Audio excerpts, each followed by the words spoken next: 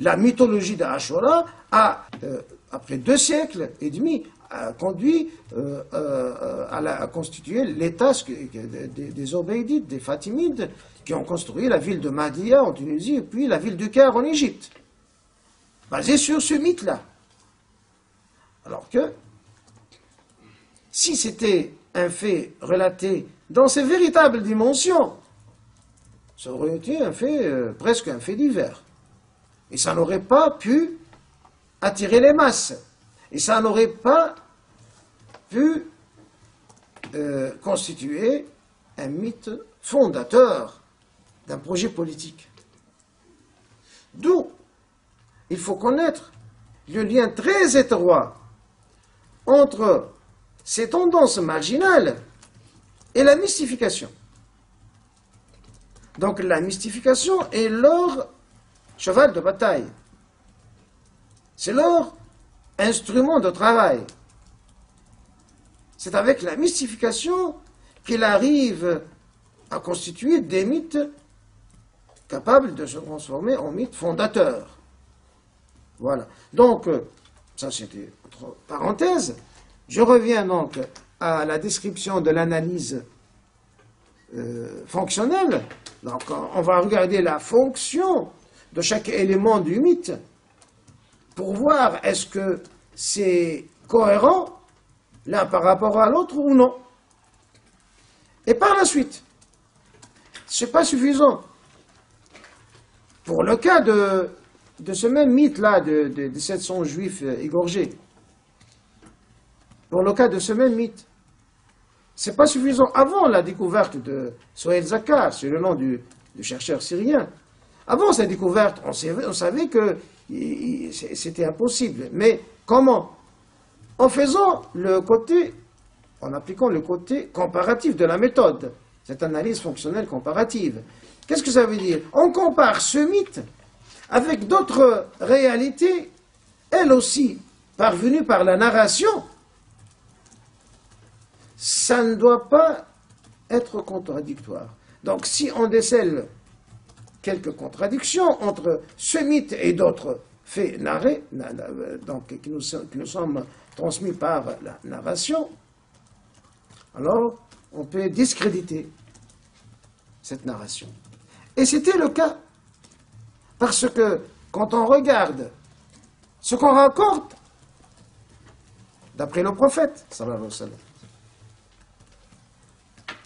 comment il faisait avec les non-musulmans, quel était son comportement avec les prisonniers qu'il avait fait lors de la bataille de Badr.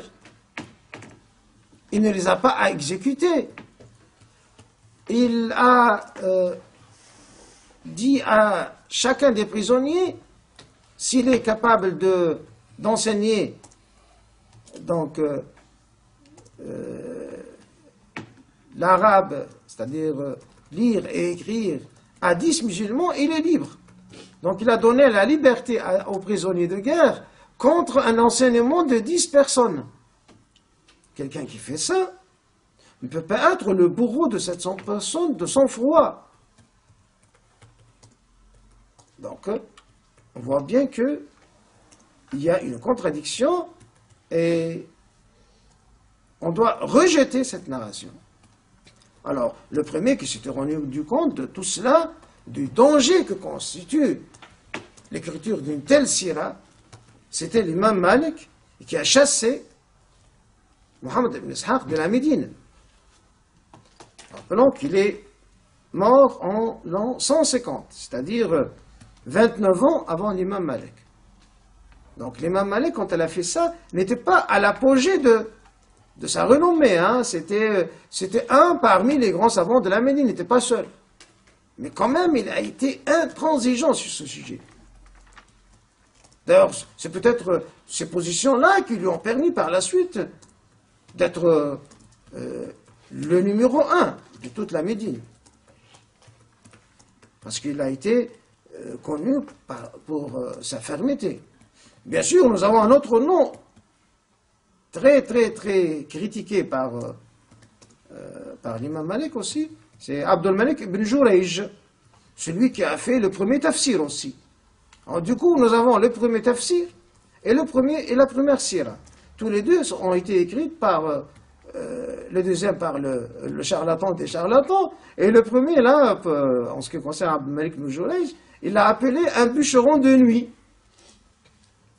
Hatib al-Layl. Bon, qu'est-ce que ça fait être bûcheron de nuit? C'est-à-dire quelqu'un qui récolte des bûches, et pas seulement des bonnes bûches. Donc il récolte tout ce qui tombe sous la main, y compris des fois des petites vipères, des serpents. C'est quelqu'un donc qui ne fait pas attention à ce qu'il raconte. Et le premier tafsir a été fait comme ça, du Coran. Bien sûr, ceux qui ont fait le module des introductions, donc des introductifs, on a fait tout un module de tafsir, de méthodologie de tafsir, on a parlé de ça.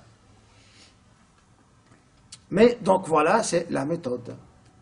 La méthode, elle est fonctionnelle et analytique, et comparative, et on est obligé de l'utiliser là où les éléments d'information fiables, parvenus par la méthode contemporaine, se voient insuffisants. Armé de cette méthode, alors on peut entrer dans le champ d'étude constitué par les textes. Les textes dont nous disposons, ce sont des hadiths. Et certaines narrations, donc certaines scènes historiques rapportées aussi dans les livres de hadith. Je vous rappelle ce qu'on a fait dans le séminaire de hadith, le premier module, lorsqu'on a parlé de l'évolution de la science de hadith. Vous vous rappelez bien qu'il y avait des cycles d'évolution. Donc, au début, il s'agissait d'une compilation primaire où on ne faisait pas beaucoup attention au tri qu'on doit faire. Et ce n'est que dans un second temps, dans la seconde phase de compilation, fondée par l'imam Malik, qu'on a commencé à faire un tri scrupuleux. De telle sorte que l'imam Malik, lui, il a conservé 660 hadiths à partir de 5 caisses pleines. Au départ, c'était 70 000. Par la suite, après un premier tri, il a conservé 10 000. Finalement, il n'a conservé que 660. Donc, c'est un tri scrupuleux. Et c'est la méthode de la compilation auditée. Donc, c'est une audite interne. Les textes qu'on a choisis pour faire notre étude de ce phénomène, parce qu'on n'a pas accès, pour la première partie de notre étude, on n'a pas accès aux faits, que par la narration. Sont des textes de la seconde phase, en majorité, et certains du troisième cycle, c'est-à-dire c'est une autre phase d'évolution des sciences de hadith, dans laquelle l'audit externe est venu s'ajouter à l'audit interne. Et là, on parle d'autres séries de livres qui ont été écrits pour compléter la compilation du second cycle. En l'occurrence, on parle du livre de Mustadrak, de Hakim Nisaburi, par exemple. Et nous aurons besoin de ce livre particulièrement parce que il a pu récupérer des hadiths par son audit externe qui ont été mis à côté ou qui ont échappé donc à la vigilance des compilateurs de la seconde phase, du second cycle.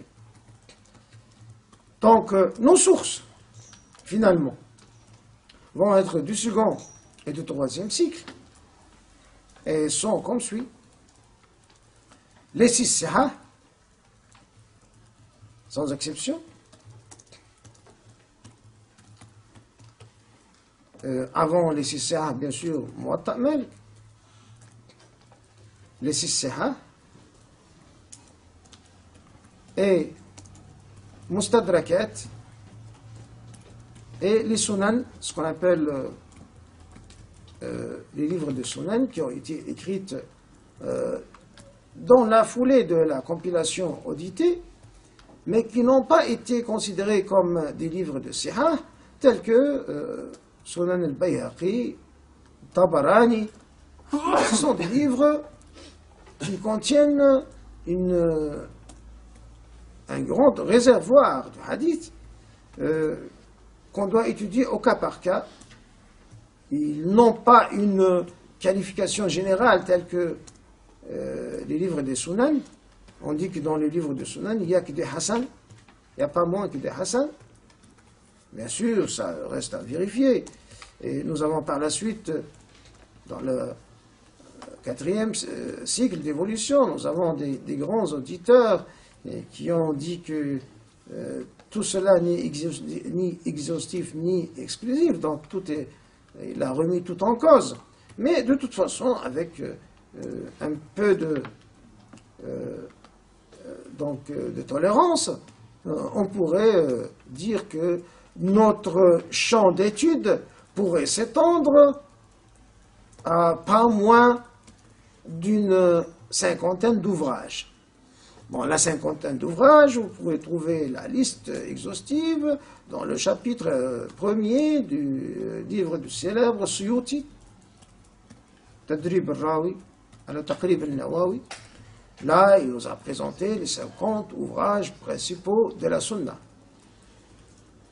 Et c'est là le grand réservoir de la Sunna. Mais, je vous le dis, je le répète, chaque fois qu'on prend un hadith, on doit l'analyser seul. C'est-à-dire, on doit analyser aussi bien sa chaîne de transmission que son contenu. Donc, on doit faire l'audit nous-mêmes. Et donc, on ne va pas prendre pour argent comptant quoi que ce soit. Et on va voir d'ailleurs pourquoi. Ça, c'est le champ d'analyse, c'est-à-dire tout ce qui va se jouer comme argument et contre-argument doit se baser dans ce champ-là. À l'extérieur de ce champ-là, qu'est-ce qu'il y a? Il y a les annotations, les explications et les apologies et les critiques qui ont été faites dans la 4e phase d'évolution des sciences des hadiths, à savoir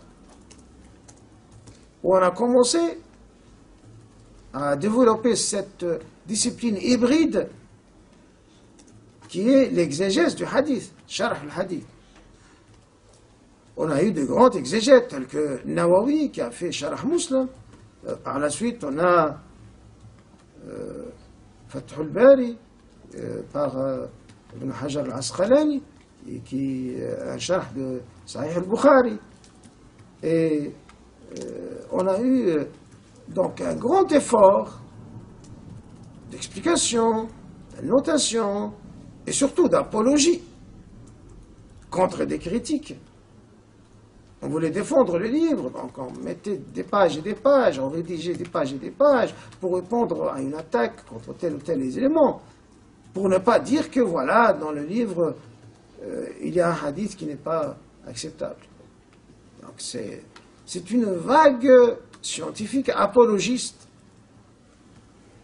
qui a dominé et qui a été, il faut le rappeler, qui a été le fruit de l'époque de la décadence. Donc c'est à partir du 7e siècle qu'on a commencé à voir ces écrits-là. À partir avec quelques exceptions, au 5e siècle, on a eu une exception, Muallim fi Sharh Muslim, l'imam al-Mazri en Tunisie. À part cette exception, tout le travail s'est fait à partir du 7e siècle. Donc, on fera une pause et on reprend, Inch'Allah, dans quelques minutes. وصلى الله على سيدنا محمد وآله وصحبه أجمعين.